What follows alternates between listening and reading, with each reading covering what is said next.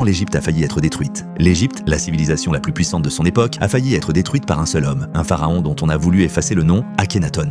Il y a 3300 ans, un jeune pharaon nommé Amenhotep IV monte sur le trône. Très vite, il ose l'impensable, il change son nom en Akhenaton et veut réécrire l'Égypte. Au lieu d'adorer des dizaines de dieux, il impose un seul culte, Aton, le disque solaire. Un disque dont les rayons se terminent par des mains qui bénissent la famille royale. Or, jusque-là, le dieu dominant était Amon, soutenu par des prêtres immensément riches et puissants. Et c'est une rupture totale. Jamais un dieu égyptien n'avait été représenté autrement que sous une forme humaine ou animale. À ses côtés, Néfertiti surprend autant. Dans les fresques, on la voit couronnée, parfois en train de frapper les ennemis du royaume, un rôle normalement réservé au pharaon. Elle apparaît comme co-régente, presque l'égale de son mari. Mais Akhenaton va plus loin. Il quitte Thèbes, cœur religieux de l'Empire, pour bâtir une capitale sortie du désert. Akhenaton, aujourd'hui appelé Amarna, l'art y change radicalement. Visages allongés, ventre rond, corps androgyne. Était-ce une maladie? Une rupture volontaire avec le passé? Cette révolution ne dure pas. Après sa mort, tout est méthodiquement effacé, temple détruit, statues brisées, noms rayés, des listes royales, ville abandonnée au désert. Pendant des siècles, Akhenaton disparaît des mémoires. Pourquoi? Si l'histoire cachée du monde t'intrigue encore, tu sais quoi faire. Certains disent que sa réforme était trop brutale, le peuple attaché à ses anciens dieux.